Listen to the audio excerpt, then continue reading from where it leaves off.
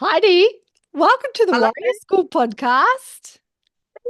Thank you so much for having me.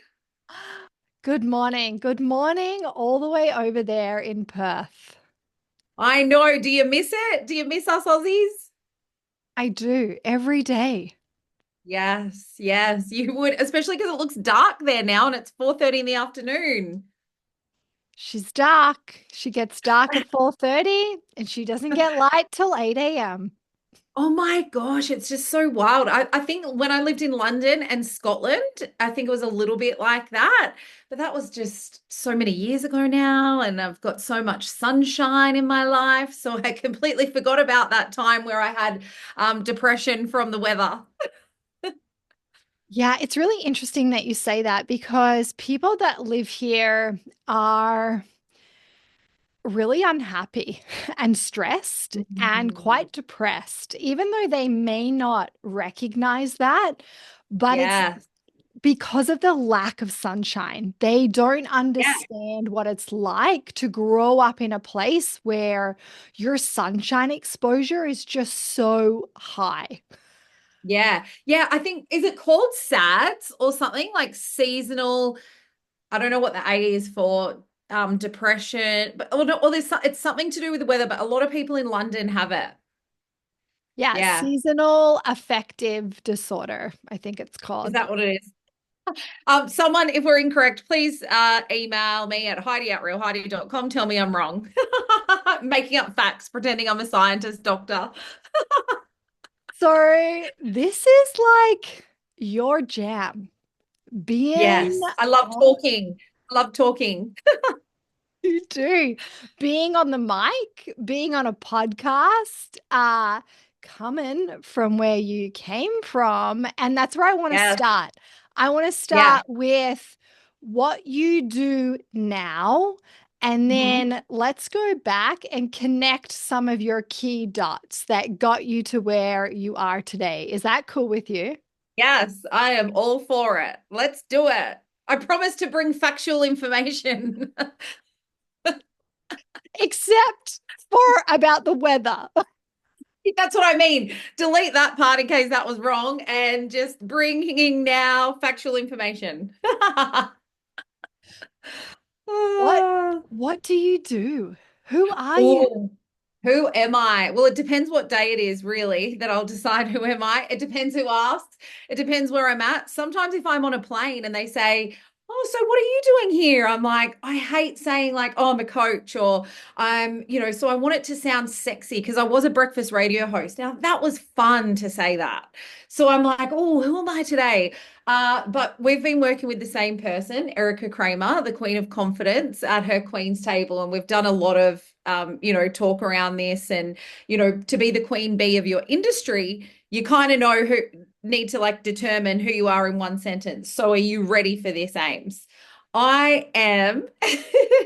I am Heidi Anderson, and today I help people share their stories from the stage and within the media. So think PR coverage, media stories, podcasts like this.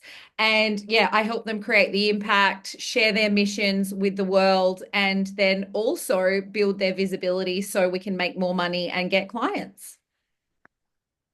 How did that feel for you wrapping that up in one single sentence? So boring, like so boring. I mean, What? I get it. I get like messaging. And this is the thing. And I think this is probably, and we'll delve into this, but this has probably been my biggest cock block in business.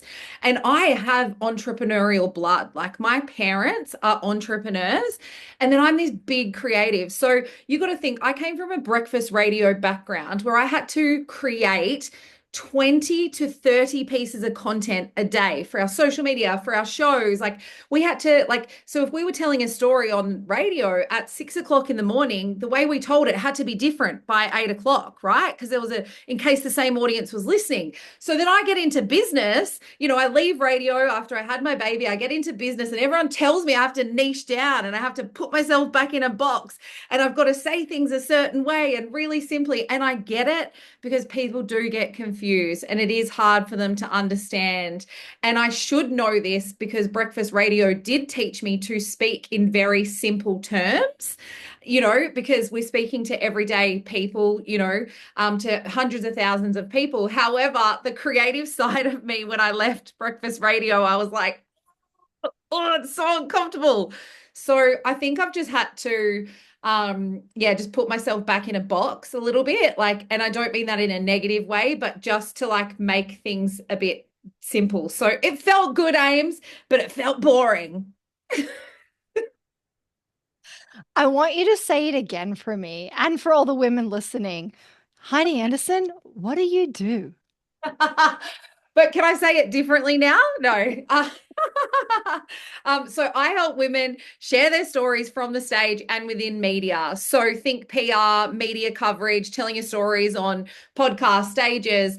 Maybe you're promoting a book like me. There's all different ways that we can share our stories. And I think having come from breakfast radio, I love telling stories. And so I love being able to help people do that to create the impact that they want, to get new clients, to build their visibility. So, yeah, there it is, ladies and gentlemen. Delivered up again. Yeah, in a clear, concise sentence. Okay, so I want to know a little bit about how you do that in kind of, let's go shorthand, because I want to go back to some really key pivotal moments in your life and your story and your work, one being breakfast radio. And I want to move back up into exactly like what you do now. So can you just Yeah. give us kind of the rundown of how you told us what you do, but what does that actually look like? How do you do that?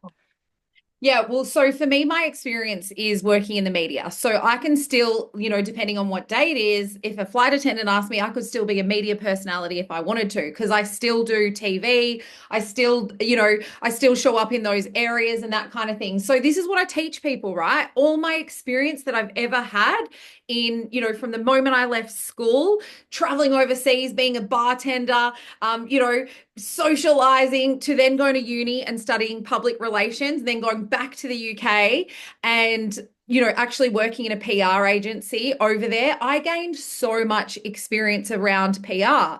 And then I came back and I went, fuck, I really want to do radio. I had an experience working in radio for a couple of years when I was at uni. And so I was like, that never left me. So I came back to Bathurst and I actually studied PR. And then I went back to the UK and then I worked in the UK and did agency work. And then from there, I was like, shit, what am I going to do? Then that was when breakfast radio came up again. And I was like, okay, I'm going to do this. And so from there, fuck, now I've forgotten your question because I was like giving you too much detail. You have to delete that part. Okay, bring it in, No, Heidi. Bring it in. I'm not Rein deleting myself it. in. Yeah, we're just rolling. Just literally like we're Delete, live on breakfast radio. Yeah, you're live, aren't you? Do press they delete. do No, they no, I edit? would just no, we would just own our shit like this. Like, and so this is what I teach people as well. And so we'll always make little jokes like, oh, beep that out or whatever. So what I was trying to say succinctly, but I do love detail because I am ADD, ADHD as well. So I do get sidetracked by my own detail sometimes. However, what I was trying to say was when I was in working in London in PR, that taught me everything that I needed to know when I went into breakfast radio. So when I got to breakfast radio, which was always on my heart, I got into the Australian Film Television Radio School after I'd done uni and traveling and partying overseas, which I'm sure we'll get into. And with radio, I was like, shit, there's a missing piece that a lot of people aren't doing. And I realized a lot of them didn't know how to promote themselves. A lot of them didn't know how to PR themselves. A lot of the radio hosts that I knew were spending their nights. So we were getting up at 4 a.m. Then they were, doing the radio show. They were going home sleeping, like fucking worst thing you could do for yourself because it's like feels like you're in a constant hangover cycle. And then they would go out at nighttime and walk red carpets and be snapped. And, so that's how they were building their profiles within the public arena. Now, someone like me who'd studied PR, who learnt nothing at uni, obviously I was blind drunk the whole time. However, I learnt everything in London. And I was like, they aren't PRing themselves. They aren't making noise. They aren't using media coverage to build awareness around the shows in the ways that I wanted to do it, which was through storytelling, through impact. They were doing it through what everyone just kind of knew, which was like red carpets, getting snapped out, going to movie premieres, all that kind of stuff. So I started running my own workshops. I started building community. I started like away from the radio show. And then I also started writing and I became a columnist. So I wrote for OK Magazine, all about Big Brother, because there's a side one for you. I actually was in the Big Brother house 2013 in the middle of my radio career. I took a sabbatical in the Big Brother house for 43 days and got kicked out. And when I came out, they wanted me to write. So I wrote for OK Magazine about the next season of Big Brother. And then what I realized is I was terrible at English. I failed English at school, but I liked to tell stories. And so I just started writing every day and I used my Instagram to do that. And then I pitched myself to Perth Now, which is a publication in Western Australia. And I started writing for them, which then syndicated out to the whole Australia for news.com. So I wrote for 5 years. No, not many other, radio hosts were doing that. We were then creating like big moments on air where we were being real and raw. And I became quite famous for telling the truth, I guess, like taking the mask off, speaking about my anxiety. I wasn't just there to be, the funny laugh girl, which so many of us women in radio were back those days. So yeah, I used all of my PR stuff that I learned in those couple of years working in London, and obviously maybe something sunk in at uni to to build my career. So my career in breakfast radio was really quick, in that I got to the top very quickly because of the tools that I had and promoting myself. And so when I left, I not only had PR experience and learning how to promote myself and doing all these things and working in the media, I also had the breakfast radio side as well. And so I've kind of brought it all together, and that's what I'm teaching people today. So there's no one else like me, like I'm so lucky that I got pitched at. So I know what it's like to be pitched at, working in breakfast radio, sitting behind the microphone. I was getting hundreds of emails a day. I know what works then because I sat in radio studios and interviewed some of the biggest names in the world. Are you ready for it? Robbie Williams, Kim Kardashian, Jared Leto, like Eric Banner, like some of the biggest names in the world.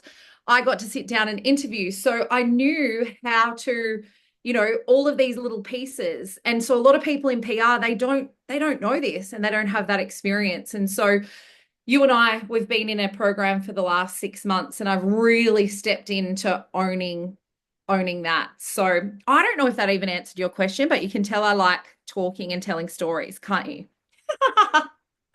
Yeah, you gave us some of your dots. You gave us some of your backstory. I'm good at Uh, that. I can yeah, give it to you quickly and I can add a few stories in there and I can get sidetracked, all the things.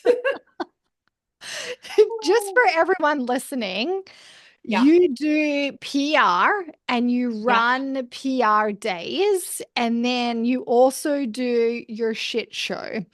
And so, can you just talk a little bit about the PR and the PR days and then your shit show? Just kind of what are they? But I do Yeah. want to go back because Okay, great. everything that you kind of just talked about is or are the reasons why you do the two things that you do. What Yes. from knowing you over the last 6, 7 months, I know you do two things. You do PR and you do your live shit shows, which is about storytelling and shedding your shit. So Yes. you just tell us what are they? Okay, are you ready for this? I'm going to give you a really quick lesson in PR so that you understand. Because a lot of people, a girl even messaged me yesterday and she was like, people have been telling me I've got 100,000 followers on Instagram. I've got all of this, my business is huge and people keep telling me to do PR, but I don't know what it is. I was like, girl, don't get me started. So I sent her a 3-minute message on what PR is because honestly, we all should have been doing it yesterday.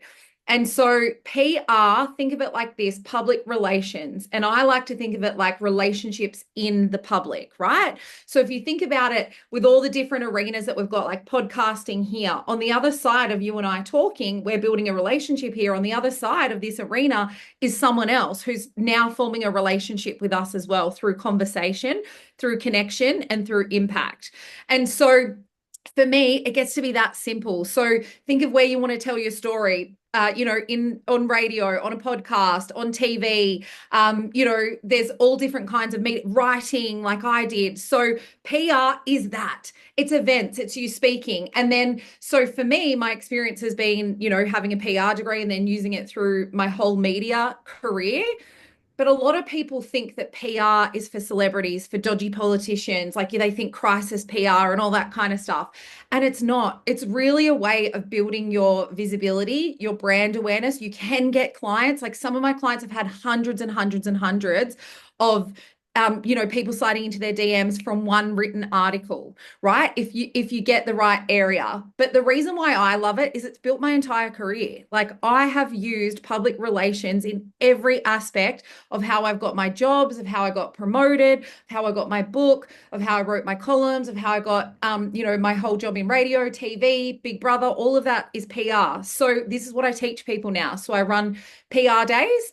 They're super exclusive. And then I also do done for you PR. Now, the shit show side, how does that come into it? I mean, that's just like my baby. And I found this place to perform and to entertain and to be all parts of me since leaving breakfast radio. Because as you can tell, you get me on a mic and I'm just like, let's play. I can be serious. I can be fun. I can be, and that's what the shit show stories are like. But what it is for other people is it's a space for them to share their stories. Now, the shit show part is every great story starts with a shit show moment, right? We all have these moments where we're like, oh my God, it's so shit. Like, truthfully, my life's a shit show. Maybe you got dumped. Maybe your partner, cheated on you. Maybe, and I hate to say this, but maybe, one of your parents passed away. Really big some big things could happen. And in that moment, you're like, my life's a fucking shit show. But what you haven't realized is on the other side of that is the magic, is the transformation. And so you get 7 minutes on stage to start with your shit show moment, and then you tell the story. And so the audience there is ready to feel, is ready to hold you, is ready to receive, maybe be triggered as fuck as well. And so they walk away, the audience always is like, oh my God, you just don't know what to expect when you come here. And then what they experience is life changing because the people on stage have stepped into courage to share their story. So you don't have to be a keynote speaker or anything like that. And, like I said, we're sharing the shitty moments of life that were turned into something, to share with other people. So people feel seen on both sides. And how that kind of, plays into everything that I do is it's PR. Like you're promoting yourself, you're sharing your story, but we're also doing it with impact. And so, that's kind of how I bring it all together. But I just love it. I love it, Ames, and I can't wait for you to come to a shit show one day, or if I bring one to Canada, who knows? Yes, you have to it's going to go global and then you're going to do world tours. Yes, that's the plan. And, because I just love, I guess for me, and this is the thing, when you come along, it starts with like realness, like I'm standing here in front of you, and like I said, I'm sure we'll go back to the dot points. I'm standing here in front of you sounding like the most confident person, who knows her shit, who also is a hot mess, like she's a little bit chaotic with her thoughts. But I was the girl who did show up like this on breakfast radio when I got my first job in 2010. However, it was all fake. I was pretending to be this happy, confident person when deep inside I fucking hated myself because I carried so much shame and anxiety. I didn't know how to voice that. And so for me, the turning point in my whole life and career was when I spoke openly about my body and the way that I saw myself in the mirror in 2011 on breakfast radio in Bunbury in Western Australia. And I said something along the lines of like, I'm not what people expect. You know, they think I'm the funny, bubbly girl. And we'd been 2 years in this breakfast show, and no one had ever heard me speak like this. And I came out and I just said, I actually hate my body. And it was inspired by a girl who had shared her whole it was when the internet had just started kind of going, like Facebook just started going off, and people were sharing stories. It was like pretty much a photo and a story with it. And this girl had put photos out in a bikini, and she had stretch marks. She was a bigger girl, and her name was Stella, and I still remember her name. And she got absolutely slammed online because people were telling her that she was fat, all of the things. And she was like, I actually don't care. Like, I love myself. And that was the first time I'd seen someone ever say something like that. Like, growing up in the 90s, that was not what we we're consuming and what we saw and what we were fed in the media. And so this triggered me in like a way that I was like, I'm going to actually share what I've been hiding from everyone. Like, when I've been drinking every weekend and not going out because I couldn't decide what to wear, and I'd try on 30 or so outfits and I'd cover my arms, and all my shit would come out with once I'd start drinking. I need to actually share this. And so I wrote all these words out, and I actually opened up on breakfast radio the next day in 2011. And I said, like sharing what Stella's story. And then I shared my story. And that blew up because in breakfast radio, no one had really been speaking openly about that stuff yet. There was like little trickles everywhere. I'm not saying I was the very first person. However, in breakfast radio, there wasn't a lot of conversations around this. And that moment significantly transformed my life because it is everything that I do today. So from there, we created like this massive event, the Love Yourself Revolution, which Mia Friedman called our radio show. So Mia Friedman is the head of Mamma Mia HQ here in Australia. They were running a radio show. They told my story on the radio. They played my audio. They shared it in Mamma Mia, and she called our show and was like, we're loving what Heidi's doing, because I'd taken my shit show moment and shared it with the world. I'd taken off my mask for the first time. And let me tell you, I was not fucking comfortable through any of this when we were putting it out to the public.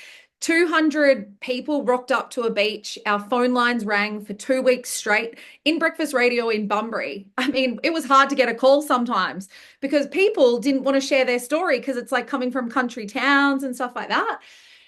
We had people just wanting to talk, like men, women, teenagers wanting to say, like, this is how I feel about myself. Thank you, Heidi. We didn't know this about you. And so, yeah, about 200 people rocked up. We got the mayor involved, Mia Friedman. It went all over the country, this media PR story about me sharing my shit, basically, shedding my shit on the radio, as I like to call it.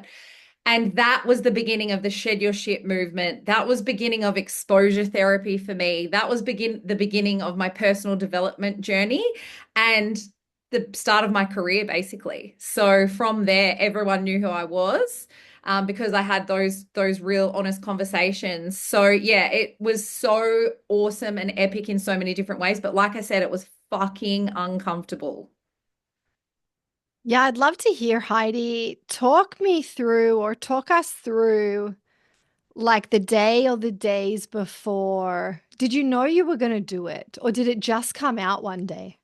So I actually was thinking about this the other day, and because it's kind of my formula and what I teach people now. I've put it together over these 10 years of how I've been, building myself. And actually, it's not even 10 years now. So it was 2011, it's 14 years. I've got to stop saying 10 years.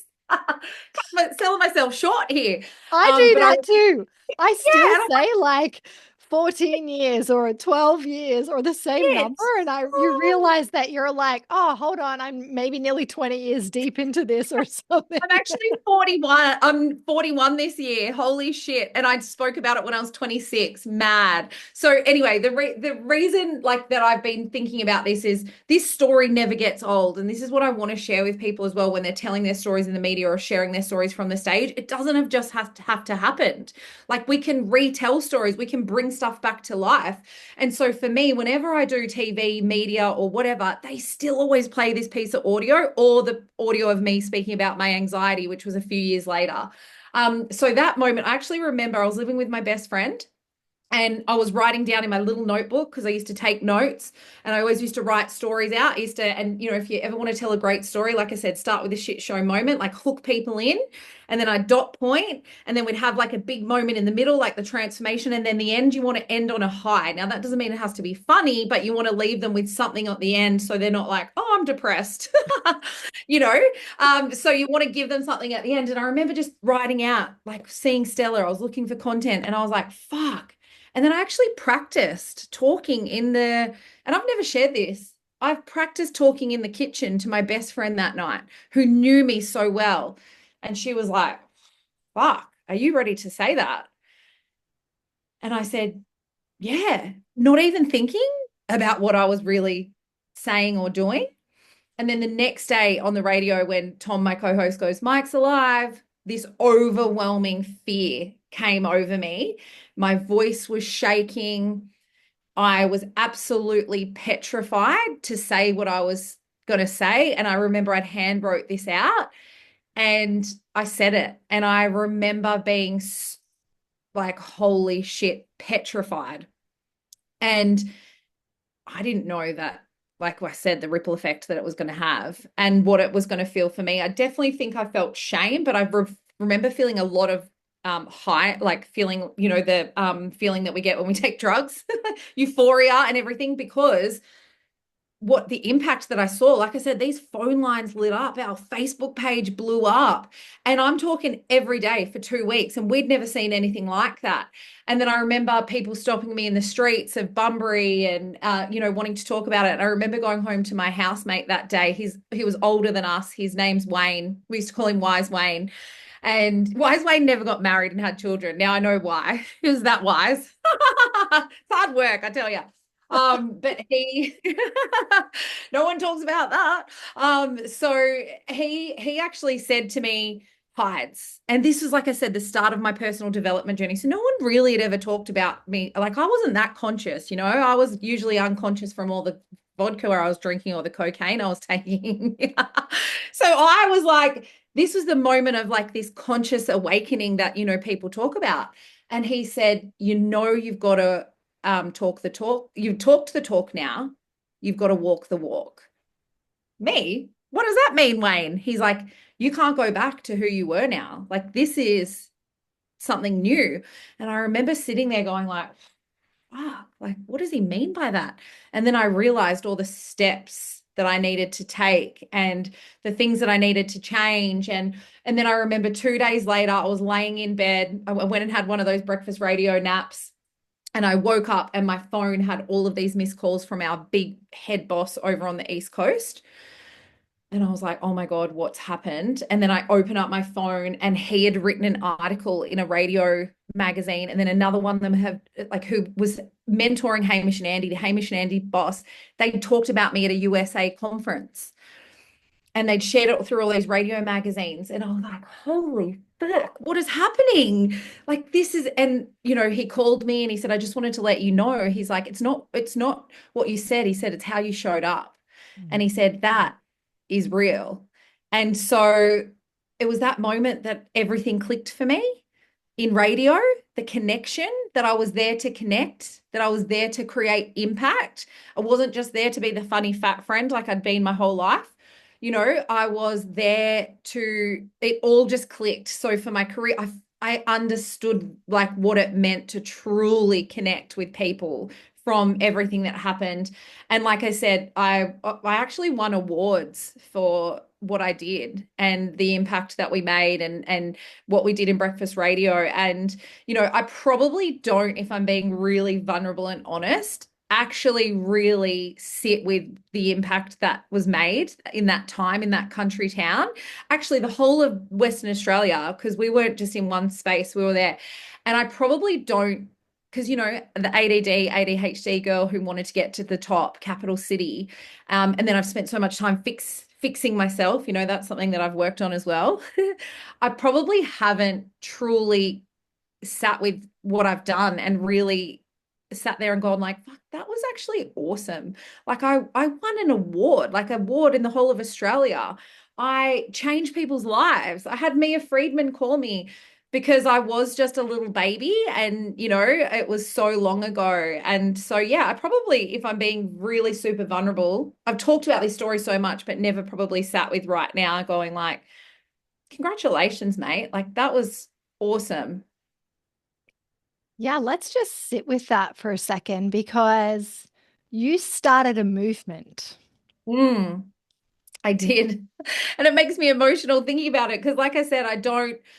And Erica and I, who we've both worked with, we speak about this a lot. We have that ingrained in us to go on to the next thing because we're so excited. We've got so much life to live. That yeah, it did. And Ames, I'll tell you what, this story that I'll never, ever, ever, ever get out of my mind was when we had those people all come down to the beach that day. And we were just about to finish. We'd done the swim. I hated every part of my body when I was doing that swim, by the way. Like I wasn't where I am today, walking through the streets in my bikini. This was uncomfortable as fuck for me, but I did it. And I remember I got the biggest fucking pimple on my nose and I couldn't stop talking about it. Like there was so many things that was just like the universe delivering me uncomfortable, uncomfortable, uncomfortable. But I just had to keep pushing through. We're live on a radio show talking about it. And they kept replaying my audio throughout the show because like we were setting up what was happening. And this lady came racing over to me. She would have been 50, 55. And even now, it's only now that I know the impact, like really at that moment, I think I was a bit like in shock. She said to me, I had to drive 50 minutes out of my way this morning to come and tell you that I heard your audio this morning. And today, when I finish work, I'm going to buy myself shorts. And I've never showed my legs. And I'm 50, 55, whatever it was. And she said, I'm going to go buy shorts because of you. And she goes, and I had to come and tell you this to your face. And she gave me this biggest hug. And we both cried. Like I said, I must have been in shock. Like, what the hell is happening? And she was like, I've never, ever worn shorts. And that moment, like I said, I will never, ever forget that. And that was, like I said, 14 years ago now, 14 years ago. And I hope that lady is still wearing shorts. Hope she's rocking shorts. Like she'd be I what? just, she's 70. 60, nearly 70 years old. Yeah, I hope I she hope she, is. I hope she stepped into the Kim K era and wearing those bike shorts like me right now. Woo! Have you got your Kim K shorts on? Oh yeah. I love them. That's a really cool pattern, actually. Yeah, love it. Rockwear in Australia, 30% off. Big Boxing Day sales. They're not sponsoring us, by the way, but they should. Yeah.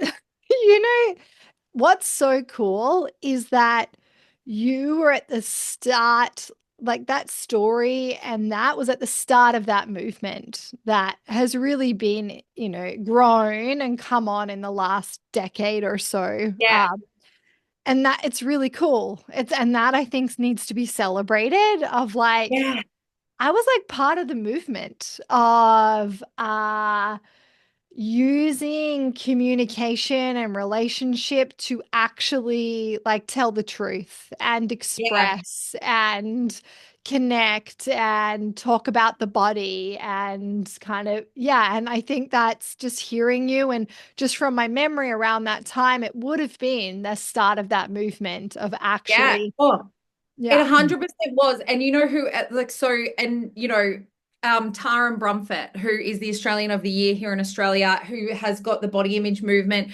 She posted her photo online. It was around about that era where she posted her photo of her. Hers was kind of the opposite of like how she was proud of her body now. Post when she was doing, the what they called like the fitness. She was doing like all the fitness training and like where you get up on stage and you do the The body like bodybuilding. Bodybuilding. bodybuilding, Yeah. yeah, And physique so she stuff. was saying, fuck, I was so unhappy because of blah, blah, blah, blah, blah, the what she put her body through. However, she's now changed. And so that was literally when all these conversations started. So we spoke about that not long before. Then she blew up. And I remember thinking like, oh, wish I had a story like that. Because you start to, and I think this is what we do as humans. What we do is not enough.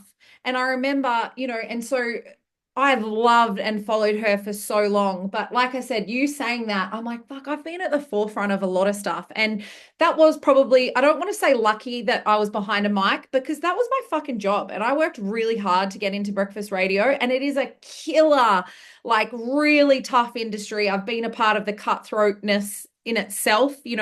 I've experienced what it's like to not be chosen, to be dumped, to be all of the things, in the industry, which is like especially for women. So, yeah, I wasn't lucky, but what I loved about having that mic was that impact that I could make. And like this was before the influencer era, like this was the start. And so it was actually 3 years after that, because I got, like I said, my career went fucking nuts. And I actually started using exposure therapy, which I speak a lot in my book about. And when we had, that whole love yourself revolution, that's exposure therapy in itself. The fact that I was standing in front of 200 people, got photographed in a swimsuit when I'd hid my arms, we actually got everyone to photograph parts of their body that they didn't like. And we all sat there and we like started to what feelings were coming up. And so I didn't know I was actually doing stuff that psychologists do, with mirror therapy, exposure therapy when you're scared of something or phobia or whatever. And so I started using this throughout my life. And then I actually 3 years later had made it to Capital City Breakfast Radio in Perth, my dream job. And I decided to expose myself again. I'd come out of Big Brother. I had a new relationship with my now husband, Griffo, and my anxiety had gotten really, really bad. But when I was diagnosed in 2010, so this is before the Love Yourself Revolution, before that moment on air, before making it to Capital City, they diagnosed me and I thought I was fixed after doing 10 sessions at the therapist. I'm like, went to 10 sessions, tick box, done. That's how unconscious I was of like the shit that was going on in my head because I was drowning it out a lot of the time. Anyway, after all these big things that had happened, I'd been at the forefront of this movement. I'd exposed myself. I talked about how much I hated my body. I was doing the work, right? Which brings up even more shit, as we know. And so I didn't have the tools for this. And then I went into Big Brother, into a reality TV show that is broadcasted to 2 to 3 million people. It's one of the reality shows that everyone loves. And I decided that this is the time to do a bucket list thing that I always wanted to do. And all of that shit was projected up at me again, like the horrible things that people would say about my body and me and, and myself, like just even being in the Big Brother house surrounded by mirrors, like I couldn't escape. I literally couldn't escape. So I went insane in my head. And so this brought up so much anxiety. However, I thought I was cured, remember? So I didn't know this was anxiety. I thought I was just normal. This was normal for me. And I thought I was a bad person and I was fucked. And so I actually came out of the house like, I'm so happy. This is the best thing ever that I got kicked out because I couldn't like escape my own thoughts in there because I couldn't articulate what was going on. And then I got thrown into the job that I'd always wanted.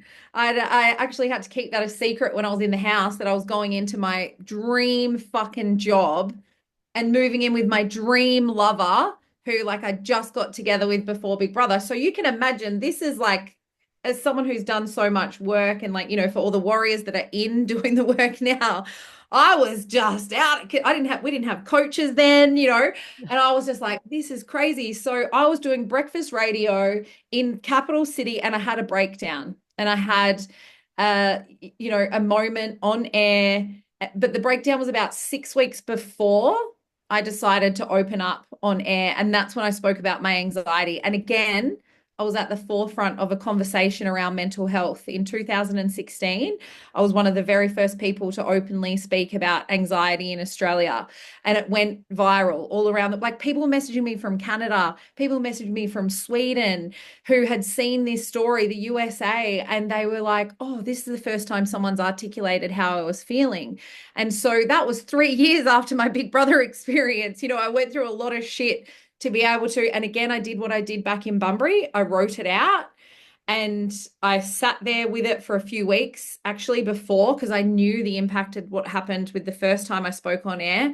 I probably knew in the back of my mind that this could be something and also maybe could make my life better, which we're scared of as well, right?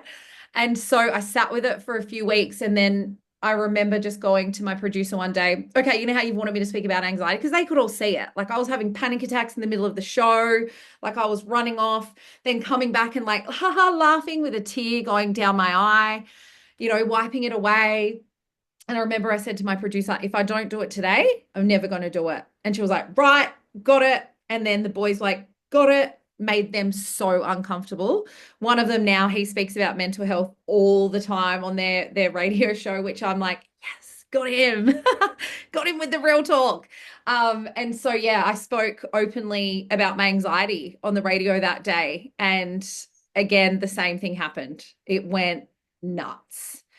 And so again, I was at the forefront, and it's hard. Like, I'm not saying it's an easy thing, like my career, like there's so many positives to it.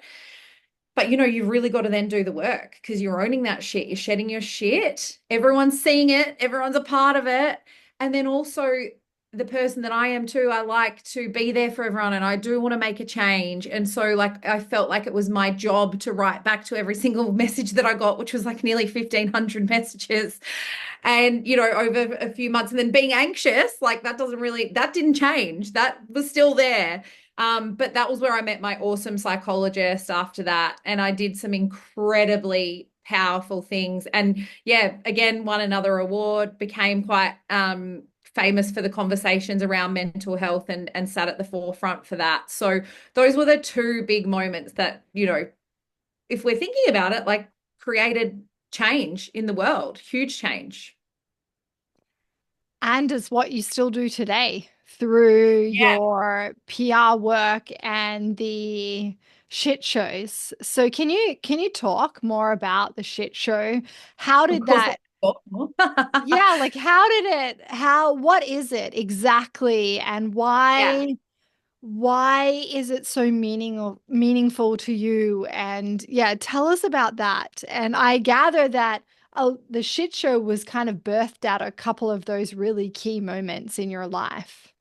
Yeah, 100%. And obviously, when I was putting the shit show together, I probably hadn't really put that together yet. You know what I mean? Like until you think about how you got to market it, you're thinking about sharing the different stories that I share at the shit shows. And so I share with my book, Drunk on Confidence. I tell those stories in the book. I know that they're the two pivotal moments. And when I teach PR, when I teach people, how to share their stories within the media, or even just to own their shit. Like when I was working a lot in the body confidence and body acceptance space, which I still do a lot of stuff, and shit shows part of that. There's the process for me. And so I kind of follow these these elements, and there's four elements. The first one is shed your shit. Be vulnerable, be open, be honest, be transparent. Like as Brené Brown likes to say, the key to happiness is vulnerability, right? And so those moments on air for me were the shedding of the shit. So that doesn't mean you have to go do it at a shit show and tell your story right there. However, I'll take you if you're ready to do it for the first time. But it might be just like, sending a message. This is why I think sharing our stories in the media can be so big, because it's like there's that vulnerability, whether it's like a really big story like I had, or just even like sharing our funny selves, our quirky selves, our entertaining selves, like that's being vulnerable. So that's the very first thing. Then the second thing I always teach it from there is exposure therapy. And that's how I've changed my life. It's the same with telling your story from the stage. You're exposing yourself. You're stepping into courage to build something, to change something about yourself. Same with telling your story in the media, stepping on a podcast, sharing your story on a radio show, sending someone a text message, whatever it is, the thing that fucking scares you. So there's so many ways I use exposure therapy through all of my work. And then the third thing is, so I've got the first thing is the shedding your shit. Second thing is exposure therapy. And then the third thing is like the 1% changes. So for me, it's like those little 1% changes are all the things that you do daily, so it's like keep stepping into that vulnerability, like make 1% change, And so the reason why I wanted to share that is because that fundamentally is what I have used from those moments to change my life. And then when you step into the shit show arena, telling your story on stage, or you want to step into the PR arena where you're sharing yourself in all those different ways that I spoke about at the start, you really need to think about those three pieces of formula, because the very first thing is like shedding our shit. Second thing is exposing ourselves in all different ways. And then the 1% of those habits that we bring from that to change our lives. So the shit show for me, like I said, has definitely been birthed from those moments. However, the idea came to me a few years ago when I built my business after I left breakfast radio and I started working and I had a new baby, and I built my business on what I now know was trauma. Like I built my business on trauma. Like I was a brand new mom trying to prove myself to the world. I'd had this radio career that I was grieving that I let go of.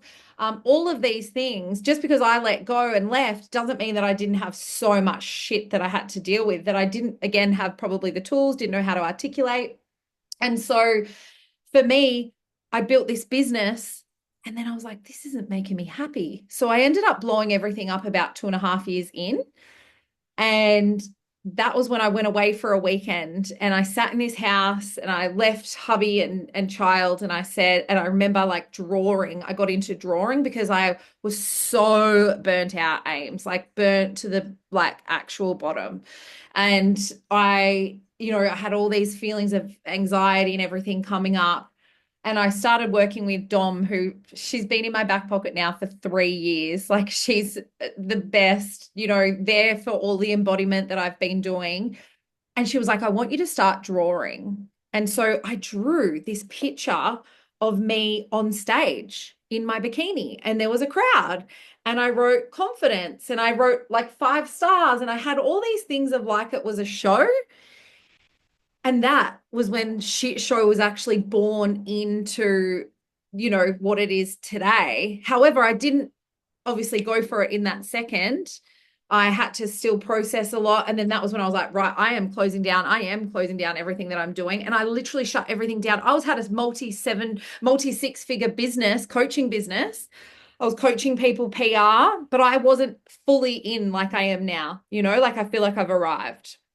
And so because I was in the trauma.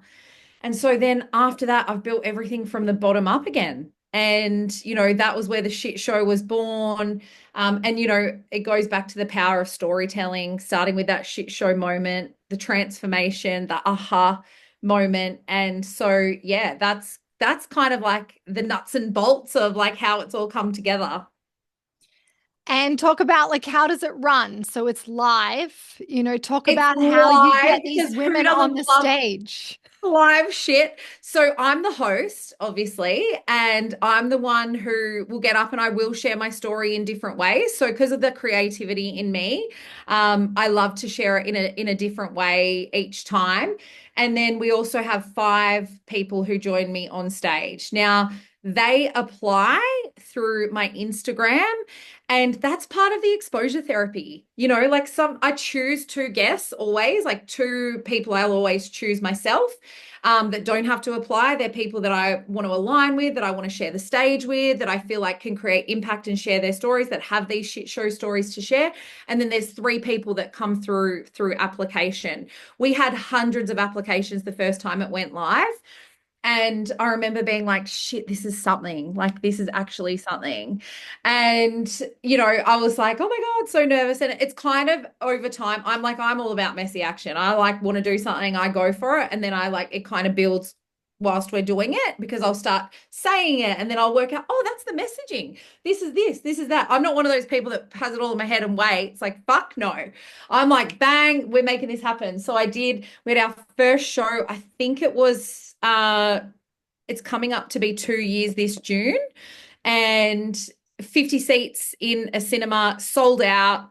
Now, the reason why we have cinema, it's intimate vibes. We have a screen, so you share your story on the screen as well. You get 1 slide and you get 7 minutes. The reason why 7 is because when I was thinking like 10 minutes is just that little bit too long when you want to have that many people. And what I realized is when people started talking, I was like, 7 minutes is actually a really long time. You paint the picture, you start with the Sht Show moment, like I said, and then you take us on the roller coaster journey, and then you finish with like your actionable step, your takeaway, whatever it is that you want to share with the audience.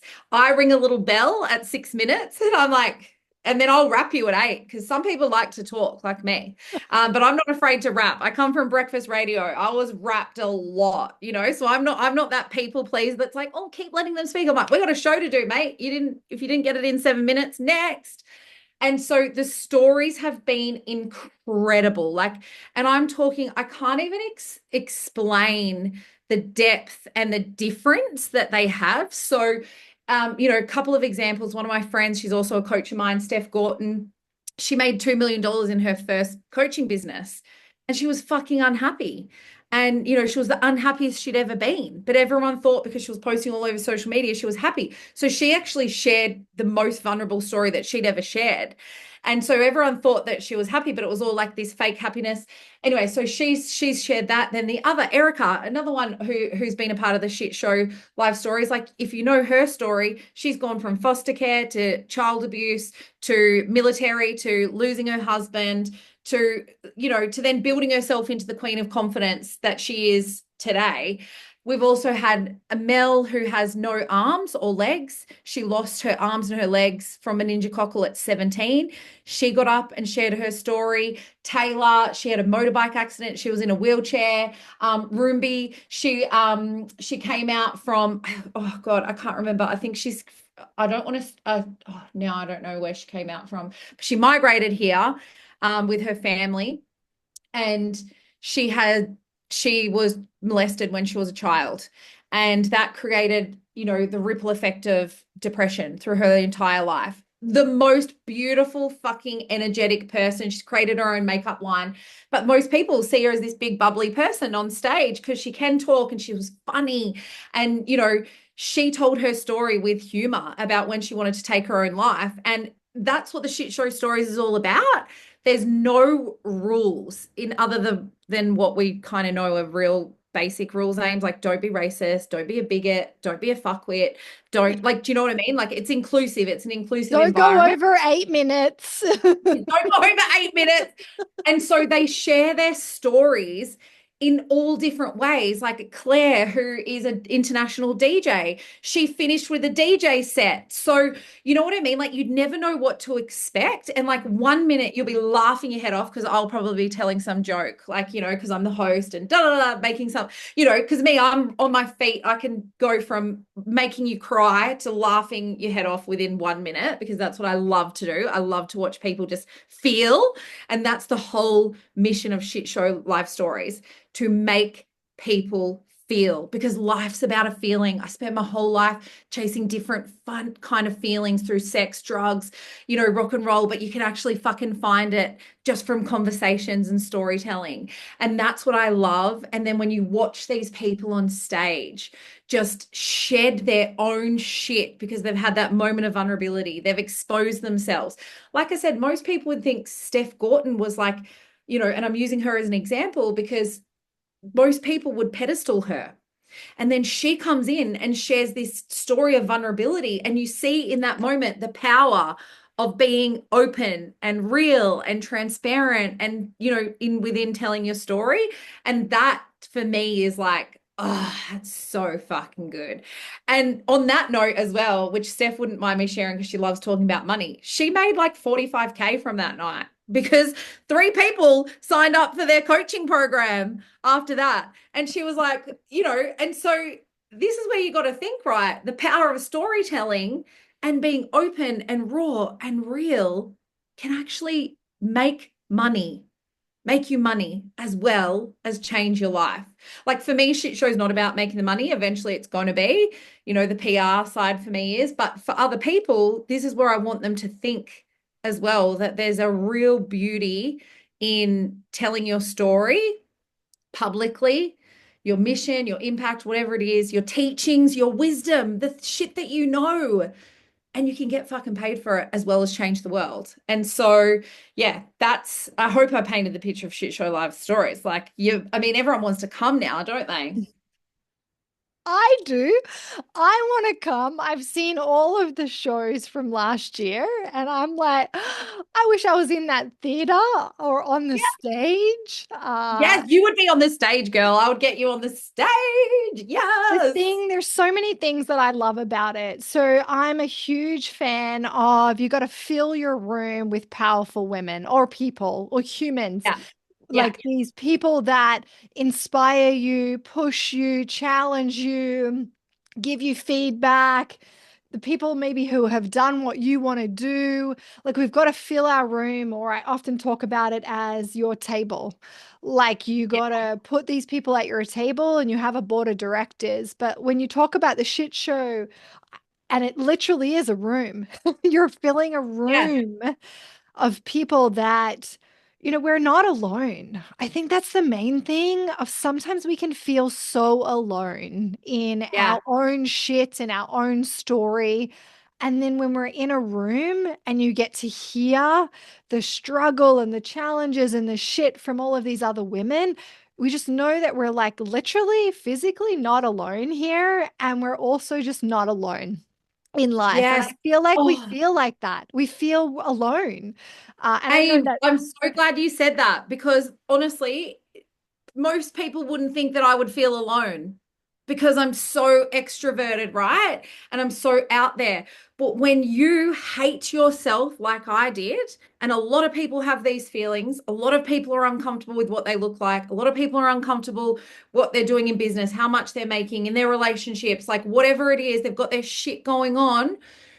You feel so alone because again, some people don't know how to articulate, which was me, right? I didn't know how to articulate that I had this shit going on and didn't know that that was anxiety. I didn't know that I could get help. And so for me, I love that you said that because that is the whole reason why it all started on like for breakfast radio that day, going back to that 2011 when I spoke. I realized that I wasn't alone anymore. So yes, I saw other people realize that too, but in this selfish way, I was like, oh, I'm not alone. And that I remember thinking that. And then that obviously happened again with that, with the anxiety stuff. And now, even like, I've actually worked with my coach because sometimes what happens is that I need to get validation straight away now because I'm so used to telling shit publicly, living my life through, social media and everything, that I realized that I'd got to a point where I was going too far of like, okay, I need to just check. I need to tell everyone my shit right now because I need to instantly feel like someone understands me. And so that's stuff that I've worked on with that. But I think it's that loneliness that a lot of people don't realize that they're lonely because they're stuck in their uncomfortable thoughts of what's happening, which would be in your whole community warrior, like building women that of warriors, like we're showing up in this community because we've got shit going on. And, and they probably like that's how they all probably connect in your community is through the power of vulnerability. And then, when you get people in a room like that, like Shit Show, like you were saying, it's like, oh, finally, I found my people or I feel seen. And that's what I love about Shit Show too. You don't have to come with other people and you will not feel alone in that room, even if you come solo, like alone, you will not feel alone. yeah, it's our, we can let those dots or the story define who we are. And it's, and a lot of women don't spend the time actually working through it. And I think the thing that I love about the shit show, or, even like any type of therapy, whether that's talk therapy or it's body work, I'm a huge fan. This is why I come from a training background. I'm a huge fan Yeah. in actual movement and moving it out of the Yes. body and working on the body. Uh, I think for a lot of us, we need some type of structure and framework. We need some type of constraint to help us because if we're just out here in the wind and we've got all this shit in our mind and then we feel alone, we just spiral and spin. It's not Mm, until someone says, okay, like, here is like a structure, here is a framework, here Yeah. is a modality, here is a constraint. Let's start like working through the process. The same with all the training and health stuff. Yeah. Like there's so Yeah. much information out there. But the hardest thing is like, how do I approach it? That's Mm. right for me. And so you creating Yes. But not Shit everything Show, will be. yeah, Yeah. is like women, it's going to resonate with women that have been, have had their shit moment, have like been through, like worked through it, and now get this platform to be able to tell a story. And there's something you said at the start of our conversation, which was when you talked about PR, it's about communication and relationship. And I think that's what everything is built on is Mm. our ability to communicate and our Yeah. ability to build relationship. And these two things that you do that I just think we lost for a long time. Like we just like Mm. lost this ability to communicate properly on a deep level. We lost this ability to build powerful relationship. And I think we're finding our way back there. And I think it's through live events and stuff that Yes. you're like Yes. creating. And you know what? I just wrote down hard. And it's because I think the thing is why we avoid doing it is because all of it is hard because it's uncomfortable. And Absolutely. so like even just talking, openly about like when I went home at Christmas time, me and my brother don't have the best relationship, like I've tried so fucking hard with him. And, we speak about relationships, communication, and if you want to have a great relationship, me and my husband have had to have hard conversations. We've had to do the hard shit. For me and my brother, we had to have a hard conversation, right? So it's like, exactly like you said, you come into an environment like the shit show and we're starting to find ourselves on the other side. I think there was a bit of fucking fluff there for a while with everyone, and everything was so fluffy and like just boss babe era, like all that kind of jazz, that it was like people, there was a lot of surfacey stuff. Now, surface can be good. I actually find it really uncomfortable, if I'm being so honest with you. I find surface shit so hard for me. Small talk, oh my God, it makes me so uncomfortable. And they reckon that's part of the ADD, ADHD stuff. However, my husband, he's like the king of fucking small talk, the king of surface shit. But I think that's where everyone got lost there for a while. And then now we're coming back and we're finding our way back to depth and communication and relationships, like you said. However, if we want to have these great relationships with the media, pitching ourselves to the journalists, to, going out and networking and being in a room with it, it's going to be hard because we're not used to it, because it's uncomfortable. Like it's not comfortable for me to tell my husband how I'm feeling some days because I'm not, he comes home from work, he wants to see that I'm happy, right? Like that's what we want. Like we want to see our people happy.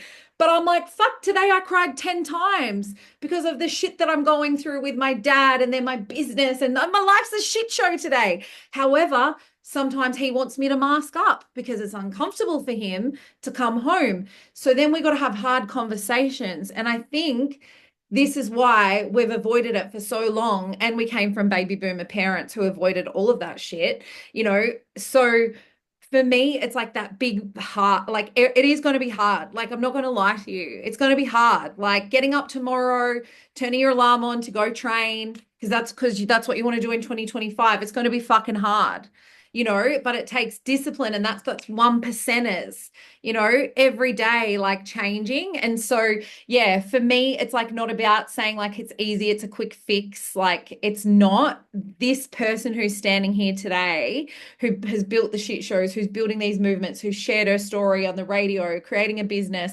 having days where I make lots of money and days where I make no money. It's fucking hard. And I read this book recently because, I'm going through a lot. Just quick backstory, my dad's been diagnosed with dementia. And I've questioned the meaning of life. Like, this is the bit closest thing to me.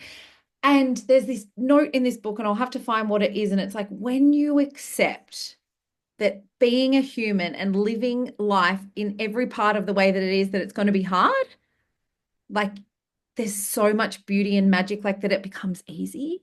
Do you know what I mean? Because we're not like cock blocking ourselves all the time, like we're moving through life, because there's going to be challenges. There's going to be adversity. There's going to be, and think about the book. We're going on a bear hunt. We're going to catch a big one. I don't know if you read that when you were here. Like, it's one of the biggest books in the world for little kids. And it's we're going on a bear hunt. And this family take their kids to confront a bear. And they go through the challenges and the adversity of life. So to get there, they're going through the snowstorm. They're going through the windstorm. They're doing all these things. And what do they say? I can't go over it. I can't go under it. Oh no, I've got to go through it. And so when I saw that in this book, it was actually my brother sent it to me, ironically. The guy I'm having hard relationship with. And he, like, it was this thing, and I was like, oh my God, like, that's the secret. Everything is going to be hard when we start pushing ourselves, stepping out of our comfort zones, just living life. So I think when we can accept that, and like for me, that's one of the things that I like to tell the story all the time of, like, the bear hunt. It's what I do every day. I go on a bear hunt, and I can't go over it. I can't go under it. I've got to go through it. And so, yeah, I think that's what I want people to, remember from today and take away from today, that it's, when we can accept that, I think that's when we can really start to live. The process is the point. The Mm, practice is the point. mm, Yeah. yeah, yeah, yeah. And we want to skip that shit, don't we? Like you and I, we've been hard in our businesses for the last 6 months. We've been fucking balls to the wall, building and, breaking shit. And, it's part of the process. Just talk to me a little bit quickly about, because I love the second part of the framework. So the first is owning your shit. And when I think about that, I think about, self-reflection and self-awareness and, Yes. the ability to be able to, I think, going from disconnected to connected and not trusting to trusting. And like, there's so much in that first piece, like regulating yourself, like looking after Yeah. your health, all of that Yep. stuff is in that Everything. first bit. But Yep. the second bit, just talk to me a little bit about exposure therapy, because, yeah, I'm really fascinated. Like, what is it? And then Yeah. how have you used it? Oh, and I'm so passionate about this, like to the point that I'm like, should I go to uni and study? Like, I wonder if they do, because I actually got into uni to study psychology. Can't believe that. And I went, no, I'm going to do PR. Anyway, what I realized is, I remember I spoke to you about the day that I spoke about my body image on air. And then I said, I got these people to take photos of their bodies, of body parts that they hated. Then people who didn't want to get in their bikinis and swimsuits, they got in their swimsuits. That is exposure therapy. That is exposure activity. So I'm going to give you the example of Heidi, who was the girl who was so afraid to show her arms. And then now, 14 years later, wears a bikini, walks through shopping centers in her bra and undies. For me to do that, there was several parts of exposure therapy that I needed. So a really quick way to think about it is, if you're seeing a psychologist and you had the biggest fear of snakes, like I'm talking so fucking petrified, however you live in Australia, so you're going to see them. This psychologist, yeah, I see them every day down the beach. It's fucked. They're big and scary, but and same with sharks. Like, the shark alarm went off yesterday. I'm scared of sharks. However, I'll go back in the ocean as soon as I can. I won't avoid it. I'll expose myself to that fear instantly. So if you're seeing a psychologist and you have these fears, they'll get you to hold a fucking spider. They'll get you to pull the snake around your neck if you're petrified. Like, they'll work you up to that. And the beautiful thing about exposure therapy, when we're confronting our fears, whether it's the bear, the snake, the shark, our own thoughts, our own selves, other people's opinions, judgments, is when you start to expose yourself, your shit will come up, and then you know what you need to work on. And so this is what I love about it, right? So I was like, first was like, with this whole bikini thing, it was like, I can't wear a bikini. Why? All the reasons why I couldn't, all the judgment, all of these things. And then so I remember going, and this was in 2015 or whatever. I remember going and trying it on at Kmart or Target, whatever it was. And I remember looking in the mirror and absolutely fucking nearly vomiting, because all my shit was coming up, all the voices and everything. And I thought, okay, well, at least I'm aware of what I'm saying to myself. Because if I'm avoiding that bikini, I'm probably drowning out the shit that I'm saying to myself, and it's just part of my programming, right? And then so I started like using a mirror and just like looking in the mirror and what shit's coming up. What am I saying about myself? And then the next part of that, exposing myself to like, is that my voice or is that someone else's voice? Is that society? Is that my mum, my dad, like, my teacher, the guy I dealt with my first kiss? Like, whose story is that in my head? So the first step is like hearing it. The second step is like, can you name it? And so for me, I was like, that's that inner critic. And so this is the stuff that I was doing. I wasn't sharing this with anyone. I was doing this behind the scenes for 3 fucking years on my own at home. Shouldn't leave me at home alone. Hubby was working away, and I had this bikini that sat there for 3 years. And then I would get in the mirror and I would do, and obviously there was some horrible shit I was saying to myself.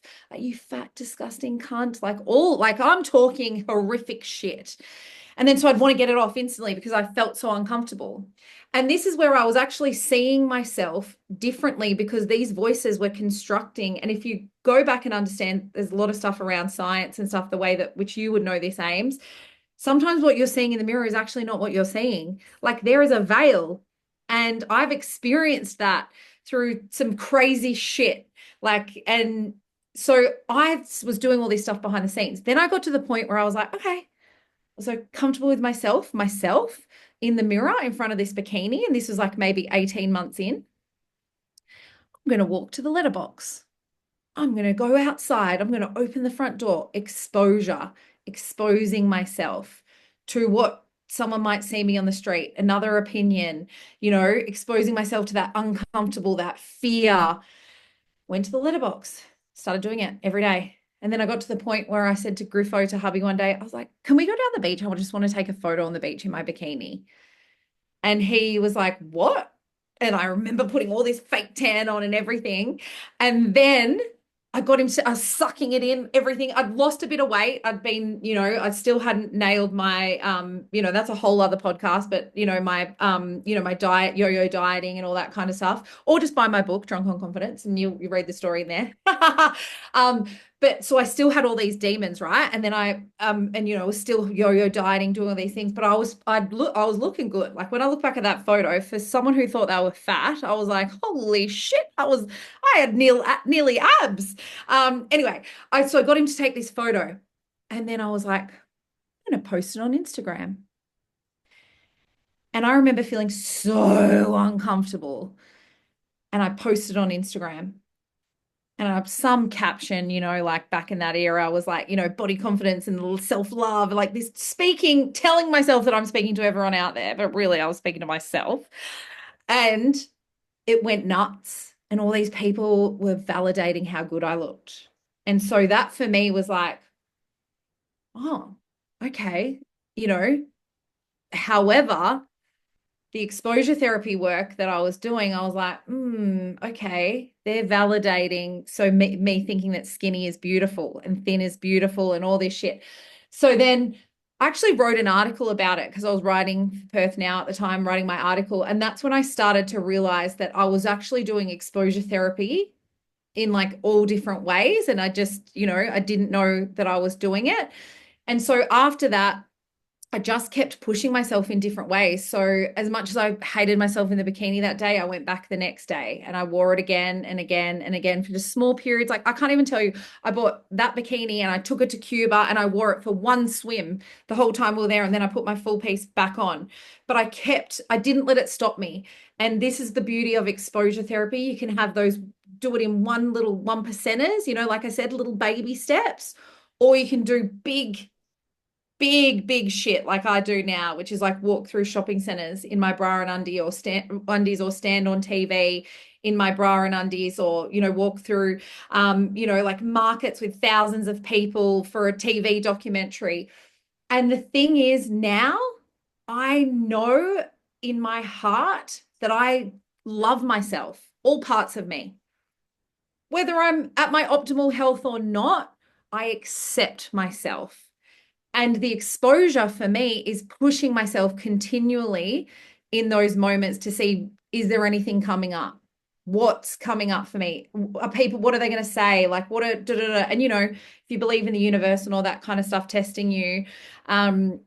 But before I walked one day in Melbourne, actually, one of my videos that was posted months before went viral in the US. Oh, you don't want to go viral in the US for body confidence. Oh, I got absolutely fucking like the worst trolling I could ever endure.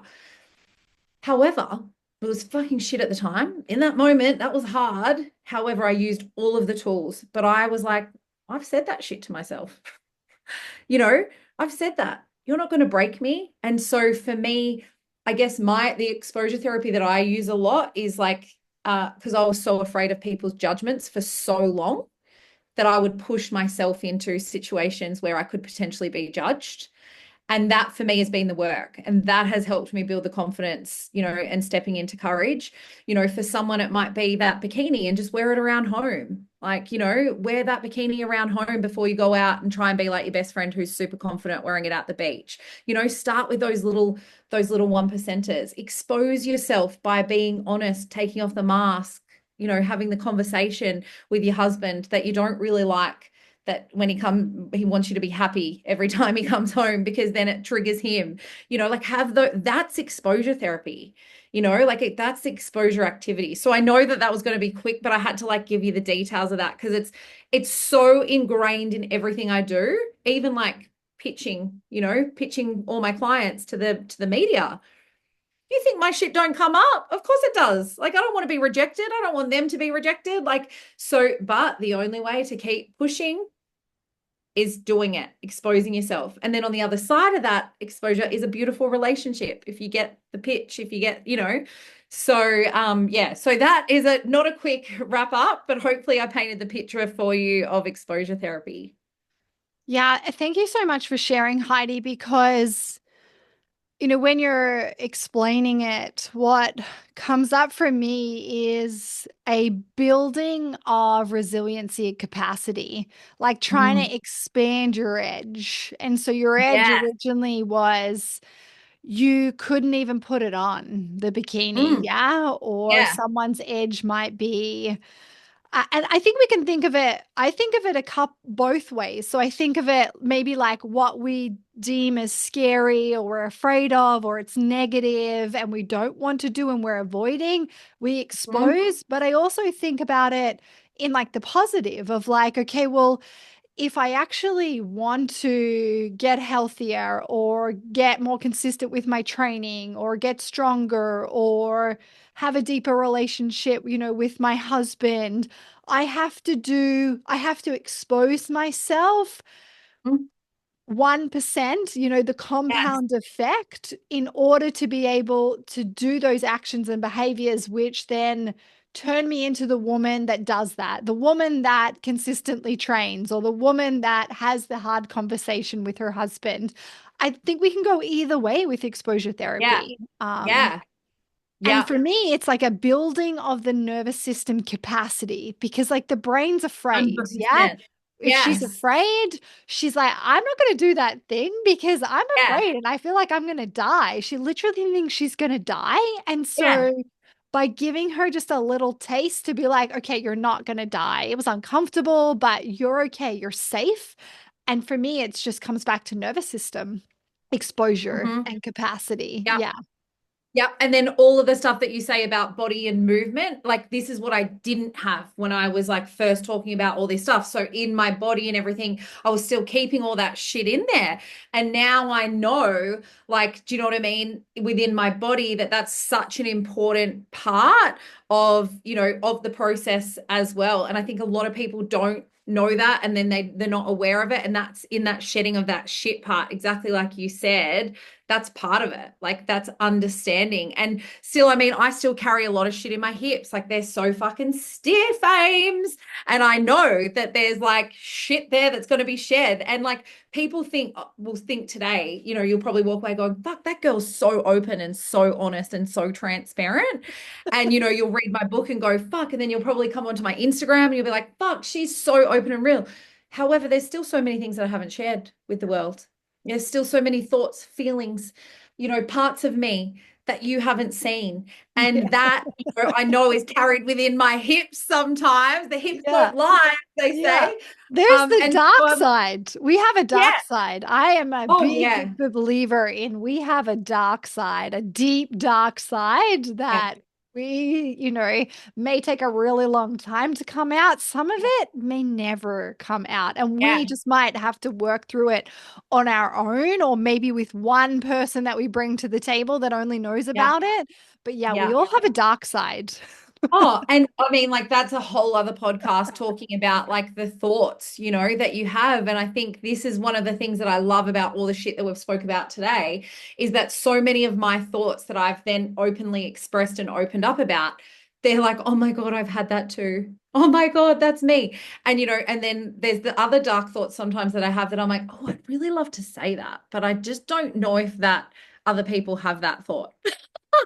Like, are they as fucked up as me? Yeah. I remember in my master's, we did acceptance and commitment therapy, which is like Yeah, basically they talk about how a thought will just come into your mind, and a thought is just made up of words, which is made up of letters. It's only when we attach to the thought that then we give it power. And so yes, I when I work with my women and I talk about acceptance and commitment therapy, I'm like, have you ever just like stood on the side of a road and a bus has come by and you think like, what would it be like just to like step out in front of the bus? yeah, It's like, I yeah. don't want to kill myself, yeah, and I'm No, also not making light of like, but what was that? like Yeah, suicide or anything like yeah, that, but it's literally a thought. This random yeah, thought will come into your mind and you're like, that's dark and twisted. yeah, And where the fuck yeah, did that come from? Now, it's yeah. only if we like attach to the thought that we give the thought power. And so, if we can Mm. remember that they're just made up of words, which are made up of Yeah, letters, which sometimes we're going yeah, to have random thoughts, doesn't make us bad. It doesn't, we shouldn't feel shame. It's just yeah, like we have these thoughts. But again, it yeah, comes back to communication and community and a tribe and a safe space of like, hey, if you told me, yeah, I told you about the bus thought, and you could be like, yeah. yes, I also think that Oh sometimes yeah. Like randomly. I think Yeah. whenever I'm driving, I always think like, fuck, if I just ran into that car, like, fuck, we would just probably explode or like, would I survive? Like I have those things. But then I also have crazy thoughts as well. Like if I'm on a train, imagine if I just screamed my head off right now. How would everyone react? Like I think shit like that. I love human behavior stuff. So I'm not just dark, but I'm also like whack. I'm like, what could like and then I go, fuck, if only I had the courage to just like start singing or like screaming and just seeing what people react like. That's the shit that I have come up to. I'm like, and then I get really into the like, what's that person thinking? Like I'll be sitting there watching and like, or I have someone sitting next to me at the traffic lights and I'm like, they could be a murderer and I don't know. Like literally. Heidi, I think all of those things too. Yeah. Yeah, I think we all think a lot of random thoughts, and I Yeah. Well, think we're yeah, we do. afraid to say what's in our minds because then Mm. we'd just be like, man, this chick is whack. Like she's pretty like out there. Yeah, because that's the thing. It's that whole judgment on the other side. So maybe we all need to start exposing ourselves to, but then I think we would just be really chaotic, even more chaotic than I already am. Keep some of it in. Okay, keep some of it in. Yeah, about like some of it needs to be boundaried up, I think, for sure. I think we need constraints uh around some of this stuff. Okay, Heidi, who Yes. when you do your PR work, who do Yeah. you work with? Like who is the person that is suitable, that's ready, that's like your kind of ideal client? And then Yeah. also with the shit show, how does that work? How do they find out about it? How do they learn more? How could they potentially apply if they have just Yeah. such a really cool story? Well, firstly, slide into my DMs at underscore Heidi Anderson. I would love for anyone listening today, just even like expose yourself, send me a message, send me one of your thoughts. It doesn't have to be dark.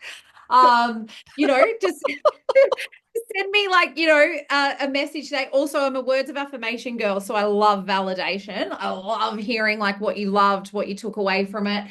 But the people that I work with, and this has definitely evolved. I do work with big dog entrepreneurs, coaches in the done for you space, celebrities, and we do their PR for them. And these are people that are like, fuck, I wanted PR yesterday. I got the money to spend it, help me build my brand. One of my clients just recently, he makes 300K a month. Like, what the actual fuck? That's mad. But I'm like, cool. So what do you want? And he's like, I just want the street cred. And he's like, wants to slap the as seen, the TV stuff, the podcasts, the radio stuff on his website. And so that for him is such a big thing. He's seen also clients and everything come from that.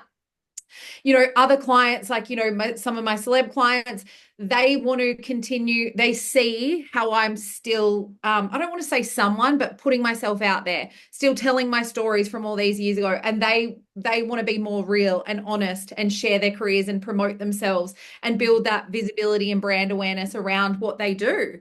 And then, there's coaches. And I think a lot with the coaches, they're either promoting books, they want to build that visibility. So they're the people that I kind of work with in the done for you space. And then with the shit shows, like anyone and everyone is invited. It is mainly like domineering women, I won't lie. But if you identify as non-binary, or you're a part of the rainbow community, like, we're all about inclusivity. And there are a few men that come along occasionally. However, the stage I haven't opened up to the guys yet. But it's a range of different people. I am seeing a lot of coaches, entrepreneurs, women who like want to promote themselves and put themselves out there and know the power of sharing their story come along. And then, the VIP PR days, that's for like, honestly, everyone should have been doing it yesterday. That's the honest truth. It's how I've built my entire career. Like I told you, backstory to when I was in breakfast radio, what all the celebs were doing. The other radio hosts, I was doing, going over here and building it differently. So PR should be part of your marketing plan. Like that's the honest truth. However, some people are like, oh, what about my website? That needs to be ready. My Instagram. I was pitching myself to the media before I had all that, and then that helped me build the next thing because then I wanted a place to share it. I wanted an email list and all that kind of stuff. I don't work with anyone who doesn't take action. And I say that with love. So I do get people to apply to work with me. I'm not here to fuck spiders. You can tell that, right? I'm here to and so the people that I work with, I don't want you to waste your money because I want you to come and actually take the action, step into the rejection, step into the messy action, step into the pitching yourself, putting yourself out there. And if you're not there yet, cool. I got freebies for you. However, I really am and that's something of me owning as well. I used to just want to help everyone and do all these things. But for me, I'm like, then I feel like I'm just taking their money and I don't want to just take your money. I actually want to see the change in you. And then I want to see the ripple effect through your whole life. So yeah, I'm super passionate about if you're going to come, you got to be an action taker. Yes. Heidi, it was an absolute pleasure to be in this Zoom room with you and Thanks for coming on the ride. be at the table, to be on the mic with you. I'm just so grateful for the work that you do. Thank you for the work that you do. It is so powerful and so important. And I love that it's just anchored in communication and relationship because Yeah. that's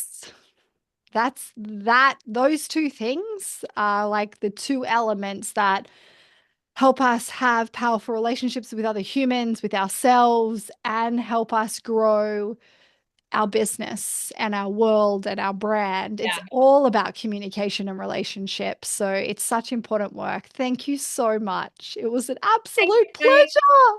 I love you and I love everything that you're doing too. And for all the warriors out there, we don't become warriors unless we step into the hard shit. So, thank you. And thanks for coming on the ride because I know that sometimes I am all over the shop in the most beautiful way, not judging myself at all, in the most beautiful way. But thank you for coming on the ride with me because I always leave podcasts. I'm like, fuck, that was such good therapy. I love it. I loved Need being a on the therapist roller anymore. coaster with you. It was a pleasure. Yeah, to be on. I love it. I love a good ride, girl. It's so good. Oh, I'm actually writing another person after this as well. I'm like two podcasts in one day.